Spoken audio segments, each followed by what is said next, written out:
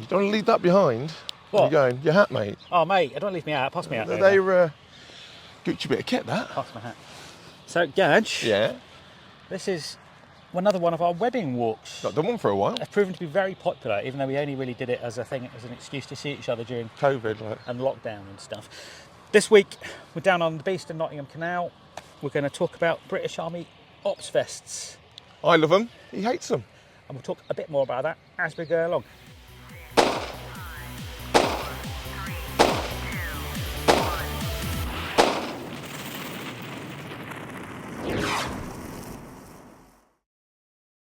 As normal, we've loaded them approximately to a kind of operational weight, not with real army stuff. I've got power banks instead of magazines, but I'm carrying the right amount of water.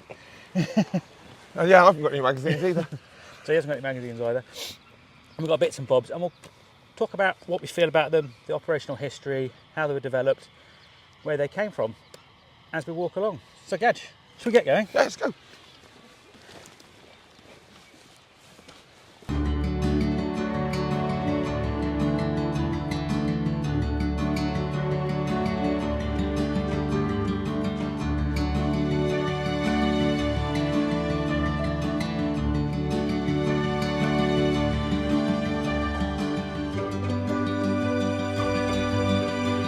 Normal on these walks with a little bit of local history. If you turn around and have a look at the house behind you with the white wall and the bench, and you see some steps going down to the river. Yep. That was the old Beeston swimming pool. Oh wow. Cool. So this was like a non-public bathing area in this water here. Nice. It's an interesting canal as well, you know, Tom. It's quite short, so it goes from roughly here in Beeston and the marina all the way through to Nottingham City Centre and then pretty much terminates there. It was a way of bypassing the river back in the day or so, I believe.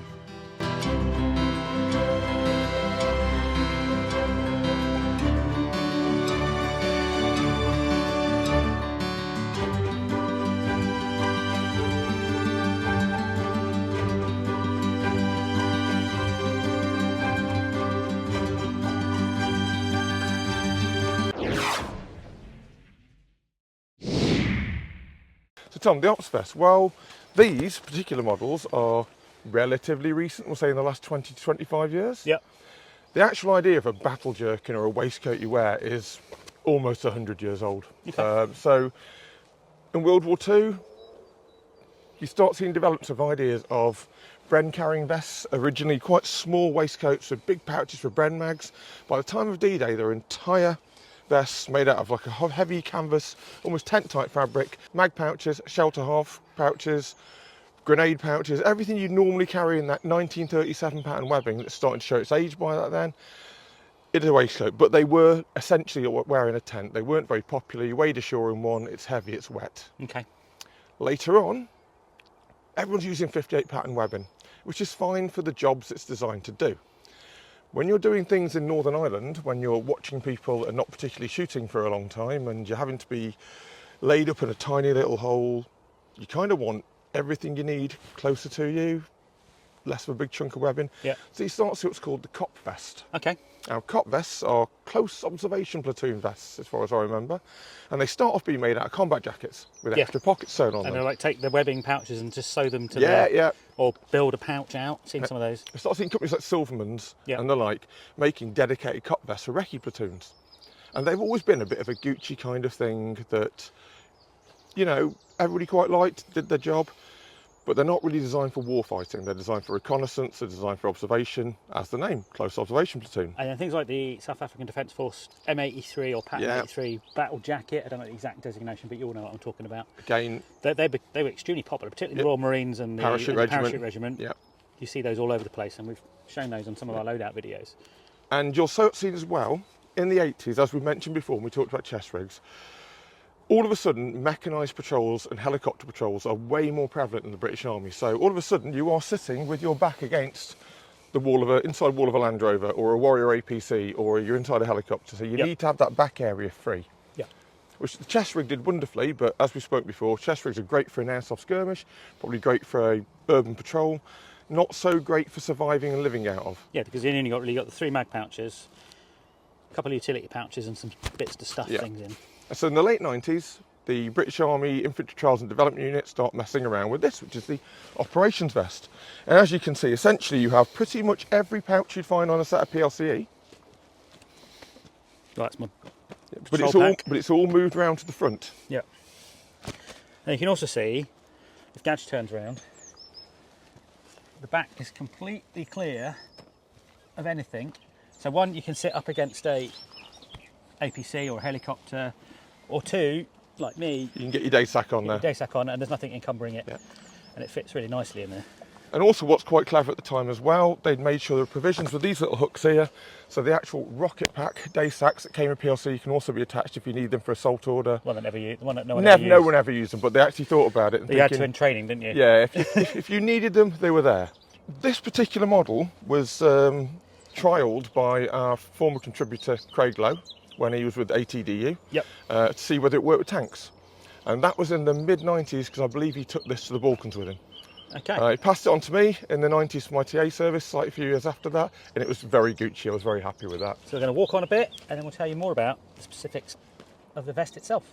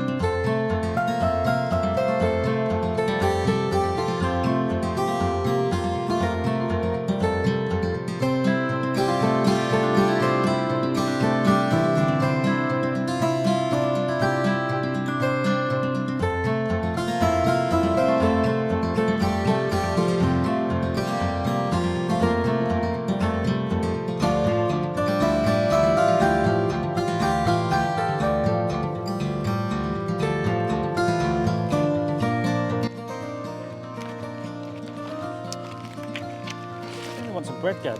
I don't think geese can have fruit energy drink, Tom. Sorry lads, no bread.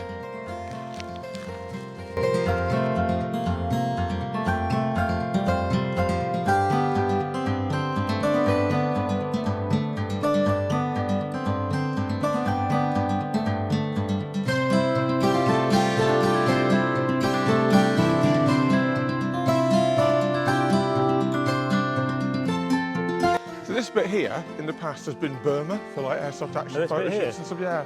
Because it's not so great now, Yeah. but we'll show you in a second. So all this bit here, in about a month's time, it's like very, very lush. And at the time, living in sort of central Nottingham, Yeah. not that many woodland sites I could get to all the time. So if I was doing photo shoots for the Warriors articles, Jump onto this woods. yeah, we'd tell the police we were coming down here with a riff so we didn't get shot, jump into the woods, take some good pics.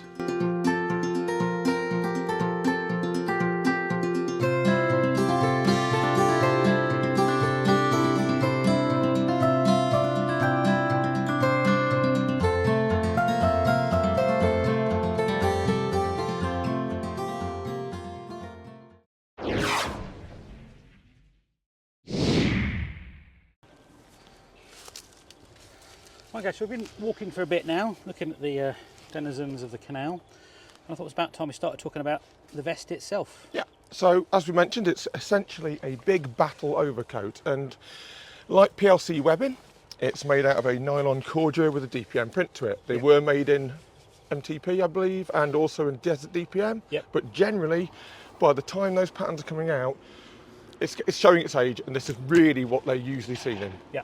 Woodland DPM, So you've got two triple mag pouches, like you'd have on PLCE, the yeah. left-hand side. Mine has dividers in. Yep. Now these are very slightly different. Gadge's is a trials pattern. This is an issue. So Gadge's is, I think, actually a bit better than this one. And you'll notice some differences between the two vests in the construction of the pouches as well. So these are much floppier than yours. So yeah, these are very much like PLC ammo pouches with the usual dividers for 3 mags. Now, at the time playing Airsoft, I was running a G36C. Yeah. Same as you were. So I cut out one of the dividers purely so I could actually get those G36 mags with the locking lugs Yeah. inside it. Wish I hadn't done that now because it is a trials piece. It's quite a rarity. Pretty much wrecked it. So two of those. You've got water bottle or utility pouch here. Yep. Now your ones are significantly bigger than Yeah, my I mean, ones. I can get my jet boil inside that one, And again, it whereas looks you like- can't. No, Yeah. these are small. I can't get a jet bowl, and even getting a water bottle and cup in here Yeah. is a bit of a squeeze. So again, where you'd normally have 2 ammo pouches, you've got the more useful, like large pouches, so you can get things like hand grenades in them, belts of link, Yeah. or a water bottle if you needed it. Yeah. So again, these and yours are very slightly bigger than my ones. Yep. Then again, I think what they've actually done is just taken those old pouches and stuck them on. Yep. And both houses, you've got the small compass pouch there. Now, I'm not sure if that's an aftermarket sew-on or part of the actual design, but it's quite clever, It's almost completely useless. So it's too small. isn't it? Yep. That's a shame. You can get like a pocket knife in there, but any sort of sensible compass, silver or expedition compass, or even a prismatic, it's not going to go in there. No idea what that's meant So, for. as you can see, 3 plastic ski clip type things to keep it together. Lets you adjust the size of it to put it over body armour if you need to. Yep. It's quite useful. You see that quite a lot in early Global War and Terror, Yeah, because the body armour doesn't have its own pouch ladders. and also certainly early Afghan. A lot of the SBS guys you'll see in early Afghan have ops vests, modified ops vests over the top of armour vests because the kind of whole PALS mole system wasn't fully developed at that point. Now I'm going to call these map pockets. You get 2 big ones, and they're just good for stashing things in, like soft hits, maybe a ration pack to keep it warm against your body. They're pretty capacious. This one's got my left one's got a holster in it. And again, that's an interesting development. So when I was in the Territorial Army, we never saw pistols. I think I had 2 days training on Browning high power in 3 years. Now, pistols start becoming more prevalent in Iraq and Afghanistan, being issued to more people. So actually having an infantryman's vest with a pistol holster in it, and again this one has as well, with I think it's even got a little pouch for a spare magazine. Yep. It's pretty much unheard of for other ranks kit. And this one I've got a intense. See, that would be a more useful compass pouch. Yeah, so I don't think mine has that. Oh, it does. Yeah, it has a So mesh version of more it. useful for a larger compass. And then lastly, and I won't bother showing you this, in the rear here, just on the back of where the kidneys are, there's like a poacher's pocket where you could put like some spare socks or your underwear or like a wrap, little thin things that aren't going to rub too much when you're carrying your kit. So they're pretty adjustable. You've got shoulder straps here. Day sacks. Then you've got the adjusters there. If you turn around, Gadge, you've got a set of adjusters here to bring it in. Mine is actually slight. I've got a few more. And then you've got there's these hooks again are for the rocket packs, so they'd hook up top and bottom here. Do you have resi sack? I don't. This is a trials one, so it doesn't have it. Whereas you on your hip will probably have 2 ski clips for a resi pack. So I've got the resi pack clips there. And the other interesting thing about these is nearly everything within the ammo pouches has these storm flaps that not only stop things falling out, but kind of extend your capacity if you're really in a bit of a push. Yeah. So these are still quite cheap. They're about £20-30 in good condition. For most airsoft activities, if you don't need a specific camo, more than enough. I mean, this was my go-to airsoft webbing, so I was given this just at the end of my time with the reserve stroke TA. Yeah. And I probably only used it on 1 or 2 exercises, but I used it for about 2 years after, every single weekend playing airsoft. Yeah. So in terms of smock compatibility, because that is a thing in the army, I can get to my lowers. But your upper ones... I can sort of get to my upper ones. I kind of guess these pouches almost replace your upper smock pouches. Yeah. For whatever you want to, be it nav or first aid or immediate snacks or something else in here. And that's the other thing we haven't done, and I would normally tease someone for this.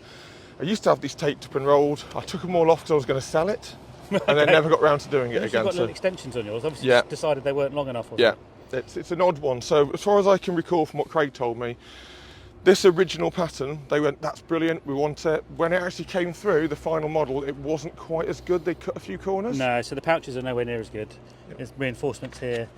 I think this is almost this is maybe slightly heavier material than this one. Your utility and water bottle pouches are much bigger. Yeah. And these are, I think these are. I think these are a bit bigger as well. Yeah, actually. these are quite short. So overall, I think that's a better vest than this one, which is pretty normal. But again, I think what we've both come to the conclusion is they pretty much just took PLC pouches and stitched them on. Yeah. That's what it looks like to me. Yeah, change the fasteners. Another thing is compared to PLCE, these are fast X rather than Spanish fly. Yeah. Spanish fast clips. So a bit different from PLCE. So one thing I actually don't like about that with this is, so with the ammo pouches, when you do that, it's dangling down, and you go and take a mag out. Sometimes it's a bit of a pain when you've got a rifle in one hand to do that. Yeah. So if you see some of the SBS modified ones from early Afghan, these pouches are off. So these pouches have been taken off, and they've sewn on double PLCE. Yeah. And they've taken off some of the utility pouches and sewn on pouches more similar, sewn on POCE utility pouches as well. Yep. So they've really gone to town, used it as a basis. They obviously quite liked it as a basis because it was big enough that you could get it on over body armour, but the pouches they thought weren't fast enough or weren't good Yeah, enough. no, I found that completely. So one thing I do like about it though, and you don't like this actually, is these pouches here, because they're quite big, if I was patrolling or something off, it takes that weight off your sling and off your rifle. It's a silly thing, but it's quite handy. Whereas PLCE, you want them further around. Yeah. And the other thing I don't like about it is that I can't really go to ground as effectively with this. Yeah. I guess I could open it all up here. But then, you wouldn't but then want it to do kind that of removes really. the point of having a vest. Yeah. When I go to ground, you're lying on pouches. Yeah. So it is more of a patrolling upright vest than for sure. lying down fighting kind of I mean, vest. I've seen pictures of my old regiment wearing these in Iraq in 2005, and they're doing a lot of urban patrols. They might have to take cover should there be an ID blast or something, but generally speaking, they're not on their fronts. Yeah. And you'll notice that SADF M83 battle jacket we had, the custom one, the pouches on this side were taken off. Yeah. And he had a pouch here, but obviously he wanted to lie down and shoot on his left hip. And so he'd taken pouches off here to get him lower to the ground, which I thought was really interesting. So let's move on, get a brew on, and then we'll tell you what we really think. Yeah.